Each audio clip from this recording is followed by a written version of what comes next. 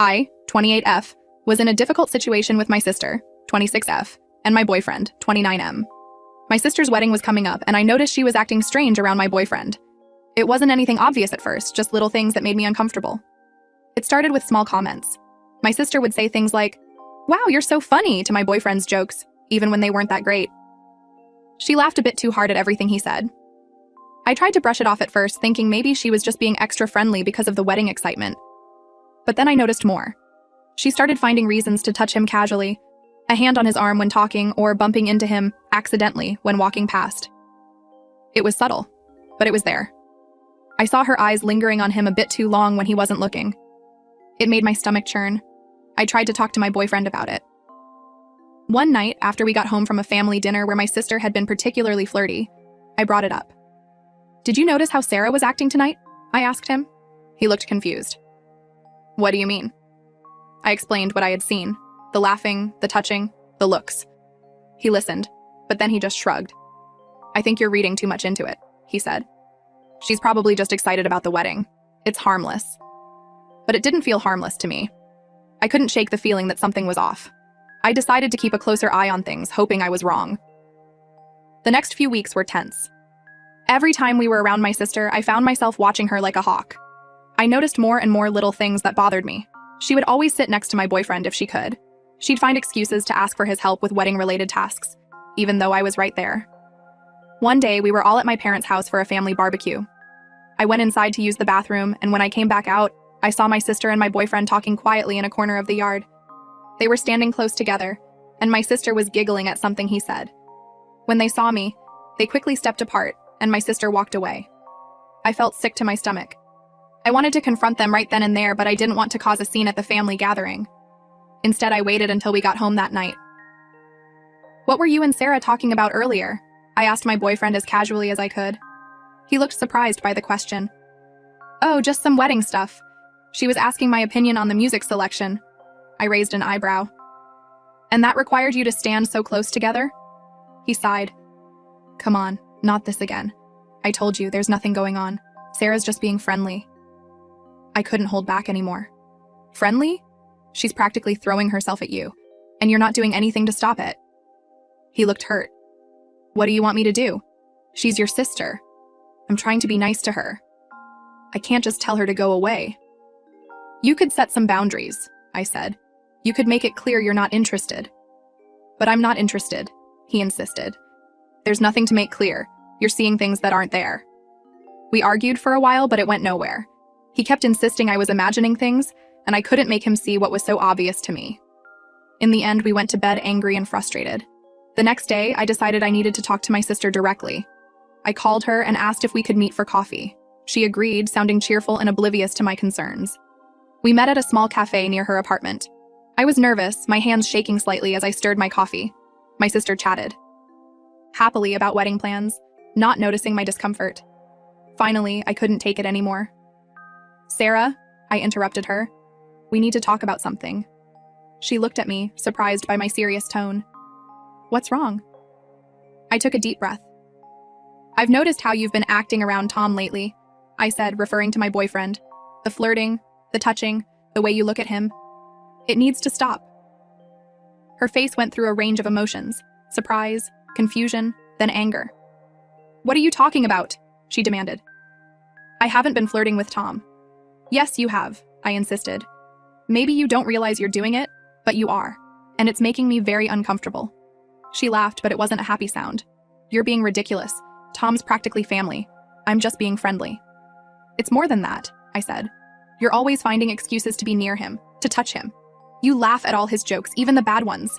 It's obvious what you're doing." Her face flushed red. "I can't believe you're accusing me of this," she said. "Especially right before my wedding. Are you really that insecure?" Her words stung, but I pressed on. "This isn't about insecurity, it's about respect. You're crossing a line and it needs to stop." She stood up abruptly, her chair scraping loudly against the floor. "I'm not going to sit here and listen to this," she said. "You're being paranoid and ridiculous. If you can't trust your own sister, that's your problem, not mine." She stormed out of the cafe, leaving me sitting there alone. I felt awful. Had I made a mistake? Was I really just being paranoid? When I got home, my boyfriend was there. He could tell something was wrong as soon as I walked in. "What happened?" he asked. I told him about my conversation with Sarah. As I spoke, his face grew more and more concerned. When I finished, he sighed heavily. "I think you've made a big mistake," he said. "Sarah's going to be really hurt by this. And right before her wedding, too." I felt defensive. "So you're taking her side?" He shook his head. "I'm not taking sides. I'm just saying I really don't think Sarah was flirting with me. And even if she was, which I doubt, confronting her like this wasn't the way to handle it." I felt tears welling up in my eyes. "So what was I supposed to do? Just ignore it?" He came over and put his arms around me. "You could have talked to me more about it. Or maybe talked to Sarah in a less accusatory way. Now she's probably going to be upset with both of us, and it's going to make the wedding really awkward." I pulled away from him. "So this is all my fault?" He sighed again. "I didn't say that. I just think you may have overreacted a bit." We argued some more, but it was clear we weren't going to agree. Eventually, he went to bed, leaving me alone with my thoughts. The next few days were tense. My sister wasn't speaking to me.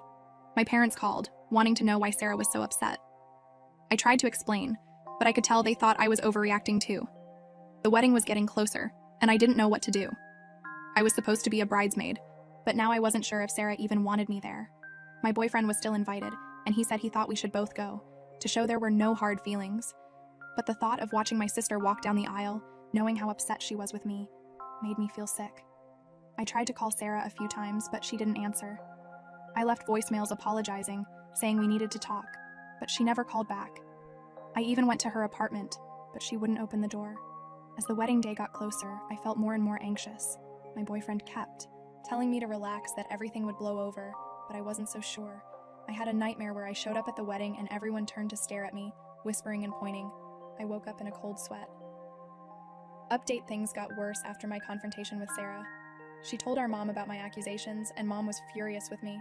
She called me, yelling about how I could be so selfish and paranoid right before Sarah's wedding. "How could you accuse your own sister of such a thing?" she demanded. I tried to explain my side, but she wouldn't listen. She told me I needed to apologize to Sarah immediately and fix this mess. The tension in our family was unbearable. Sarah still wouldn't speak to me, and now my parents were upset too. My boyfriend Tom kept insisting I was overreacting, which only made me feel more lonely and frustrated. A week before the wedding, I went to my parents' house to try and smooth things over. As I approached the front door, I heard muffled voices from the side of the house. Curious, I walked around to the garden and froze in shock at what I saw. There, partially hidden behind a large shrub, were Sarah and Tom. They were locked in a passionate embrace, kissing deeply. Tom's hand was under Sarah's shirt, and her legs were wrapped around his waist. They were so engrossed in each other that they didn't even notice me standing there. I felt like I'd been punched in the stomach. All the air left my lungs, and for a moment I couldn't move or speak. Then, as the reality of what I was seeing sank in, a wave of anger and betrayal washed over me. "What the hell is this?" I screamed. They jumped apart, looking guilty and shocked. Sarah's face went pale, while Tom started stammering. "It's not what it looks like." But it was exactly what it looked like. All my suspicions, all my fears that everyone had dismissed as paranoia, were suddenly confirmed in the worst possible way. "How could you?" I choked out, tears streaming down my face. "My own sister and my boyfriend?" Sarah started crying too. "I'm so sorry," she sobbed. "We didn't mean for this to happen." But I couldn't bear to hear their excuses. I turned and ran back to my car, ignoring their calls for me to come back. As I drove away, my phone started ringing. First Tom, then Sarah, then my mom. I ignored them all. When I got home, I packed a bag with some clothes and essentials. I sent a text to Tom. "We're done. Don't try to contact me again." Then I turned off my phone and left. I'm writing this from a hotel room in a nearby city. I don't know what I'm going to do next. The wedding is in a few days, but there's no way I can attend now. My relationship is over, and my relationship with my sister may never recover from this betrayal. I feel like my whole world has been turned upside down. Everyone made me feel like I was crazy for suspecting something, but I was right all along. I don't know how I'll ever trust anyone again after this. So, Reddit, any advice on how to move forward from here would be appreciated. Update. After the shock of catching my sister Sarah with my now ex-boyfriend Tom, I spent a few days in a daze, barely able to process what had happened. My phone was flooded with messages and missed calls from both of them, as well as from my parents, but I couldn't bring myself to respond. Eventually, I realized there was one person who deserved to know the truth: Mark, Sarah's fiancé. With a heavy heart, I called him. When Mark answered, I could hear the confusion in his voice. "Hey, what's going on? Sarah's been a mess, saying you've disappeared and won't talk to anyone." I took a deep breath and told him everything. I explained my initial suspicions, how everyone had dismissed my concerns, and finally, what I had witnessed in my parents' garden. As I spoke, Mark remained silent, only occasionally making a sound to indicate he was still listening. When I finished, there was a long pause. Finally, Mark spoke, his voice low and controlled. "Thank you for telling me. I need some time to think about this." That was all he said before hanging up. I sat there, staring at my phone, wondering what he would do with this information. As the wedding day approached, I heard nothing from Mark or my family. Sarah had stopped trying to contact me, and I assumed she had convinced Mark to forgive her. The thought that she might actually get away with this, that she would get her happily ever after, while my life lay in ruins, made me feel sick. I decided not to attend the wedding. I couldn't bear the thought of watching Sarah walk down the aisle, knowing what she had done. Instead, I planned to spend the day alone, trying to figure out how to piece my life back together. However, the evening of the wedding, I received a call from my cousin Emma. Her voice was hushed and excited. "Oh my God, you won't believe what just happened." Confused, I asked her what she meant.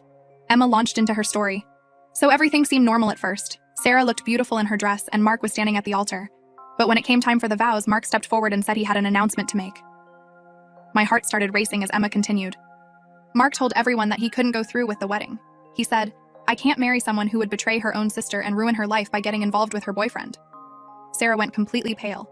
Then Mark turned to your parents and said, "I'm sorry, but I think you should know the real reason why your daughter hasn't been speaking to any of you." Emma went on to describe the chaos that ensued. Sarah burst into tears. My parents looked shocked and confused, and the guests started whispering among themselves. Mark apparently walked out of the church, leaving Sarah sobbing at the altar. "It was like something out of a movie," Emma said. "Everyone's still in shock. Your parents are trying to get the full story from Sarah, but she's a complete mess." I sat there, stunned. Part of me felt justified that the truth had finally come out, but another part felt sad for the pain this would cause my family. "Are you okay?" Emma asked when I didn't respond. I don't know," I answered honestly. I never wanted it to end like this. After talking to Emma for a bit longer, I hung up and sat in silence, trying to process everything. The truth was out, but at what cost? My relationship with Tom was over, my bond with Sarah was shattered, and now my entire family was in turmoil. I realized that while the truth had come to light, it didn't magically fix everything. I still had a long road ahead in terms of healing and rebuilding trust. But for the first time since this whole ordeal began, I felt a small sense of relief. At least now, I could start to move forward without the weight of unspoken truths holding me down. As for what comes next, I'm not sure. I know I'll need to face my family eventually, but for now I'm taking it one day at a time. If nothing else, this experience has taught me the importance of trusting my instincts and standing up for myself, even when others doubt me. To those who supported me through this ordeal, thank you. Your words of encouragement meant more than you know. And to those in similar situations, remember, trust your gut and don't let anyone gaslight you into doubting your own perceptions.